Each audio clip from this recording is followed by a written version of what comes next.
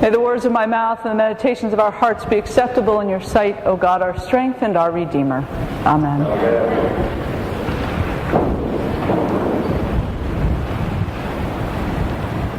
The invitation you've been waiting to arrive in the mail has finally come.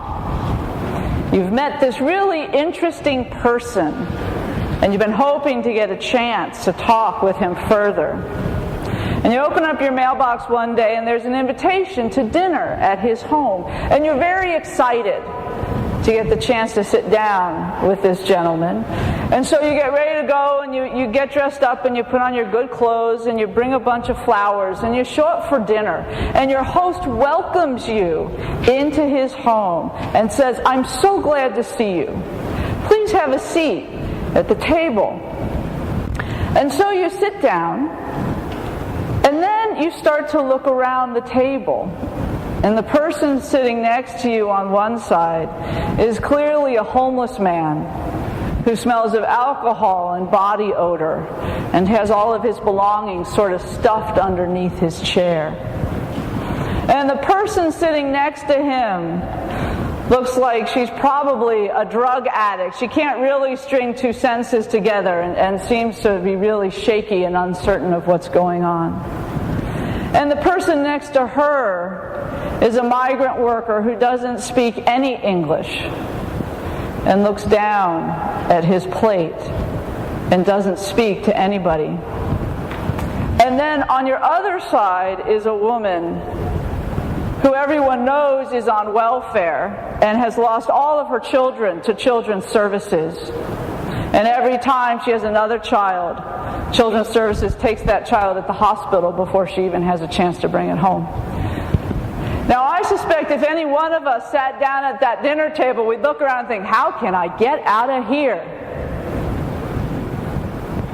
And we'd make up some really good excuse in 10 or 15 minutes about a sick child or a sick spouse or my car needs to have the oil changed or something to get us out of this situation.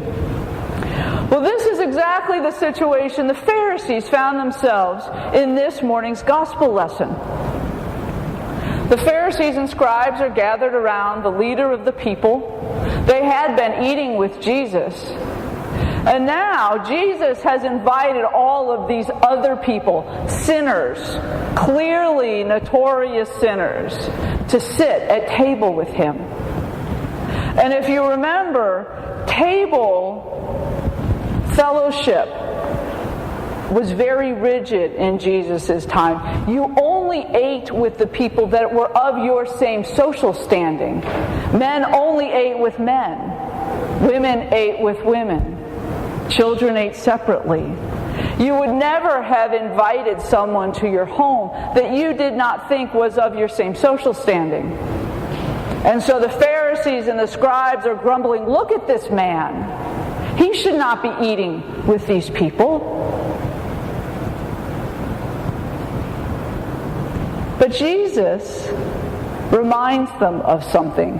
They have gotten so caught up in the rules of being God's people, the rigidity of being God's people, and indeed living the way they think will bring God's kingdom on earth.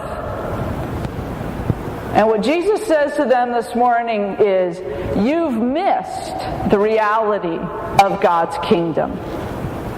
And so Jesus tells them a couple of parables. And these are really wonderful stories, especially when we hear them this morning, because there's all these parallels between them. In the first parable, Jesus says, which of you, and he's speaking to the scribes and the Pharisees, so men, which of you? The second story, he says, that woman, speaking to any of the women who might have been listening to him. In both of the stories, something is lost. A sheep, a coin. At the end of the stories, there is great rejoicing, because what has been lost has been found. And so our gospel writer tells us these neat parables with all of these parallels in them, as if to say, I want to draw everybody into these stories, so listen to this. But the way Jesus chooses to tell the stories gives them that interesting twist that parables have. In the very first one he says, which of you, having 100 sheep and losing one, would not search for that sheep until you found it? Well, if you had 100 and you lost one, and you had to go search for the one, leaving the other 99, who might become victims of wolves or other predators or thieves, you're looking around going, I'm not chasing after that one. I have to watch these 99 because I don't want to lose two. Our kingdom, our economy says, you know what, write off that one because we need to pay attention to these other 99 right here. And in that second parable, which of you losing one coin? Well, most of us, having lost one of 10, is not going to spend our entire day moving our furniture, rolling up our carpets, sweeping the entire house for the one that is lost. We figure, we'll find it someday. It'll come back. But that is not God's way. That is not God's kingdom. That is the human kingdom. Because what both of these parables are saying is that in God's kingdom, God is willing to look for the one. And in this case, the one sinner. The one who has fallen away. The one who has been lost. It's not that the other 99 or the other 9 are not important. But in God's kingdom, the one is important enough to go searching for, to leave the rest, to take the risk, to find the one who has wandered away. If we did business like that, we would find ourselves out of business pretty quickly. Most of us would say, I'm going to hang on to what I have. Maybe that one will come back, and if it does, great. If not, I hope somebody else enjoys that sheep or enjoys that coin that is found. God's love, the way God's love works, the way that God's love will pursue everyone, and not just the good. God pursues the sinners. God pursues those who have fallen away. God pursues all. And that theme runs through our lessons this morning. In our Old Testament lesson, if you remember the story at this point, Moses has gone up the mountain, and the people have melted all their gold and cast an idol. Here Moses is speaking to God, and the people are down there creating another god, which broke the first commandment, to have no other gods beside me. The people had committed a grave sin. And yet what does God do in the end? God does not destroy the people, but God says to Moses, get down there and bring those people back.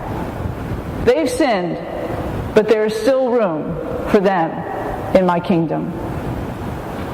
And we hear that bit from the first letter of Timothy this morning. Paul is talking about himself. Paul the Pharisee. Paul who was knocked from his horse. Paul the one who held the cloaks of those who stoned Stephen to death. The Christians saw him as a sinner. And yet God goes looking for Paul. God takes Paul and makes an apostle of him, makes him the one that goes out and searching for the Gentiles, for those who have fallen away. God takes those who you might imagine would just be let go. The one lost in the wilderness, the coin rolled under the carpet. But in God's kingdom, the one is always searched for. The one is always not left or taken for granted, but seen as the most important. And so we have this message that runs through our readings this morning, and particularly through our gospel, about the radical nature of God's kingdom, the radical nature of God's love, the willingness of God to go to whatever lengths it takes to find the one, to bring him back, or to bring her back. It is so different than our own kingdom, than our own economy, where we will just let things go, hope that it comes back. This message says to each one of us that God views each of us as precious, as important, as one worth looking for.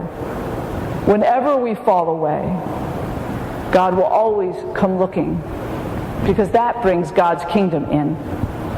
Amen.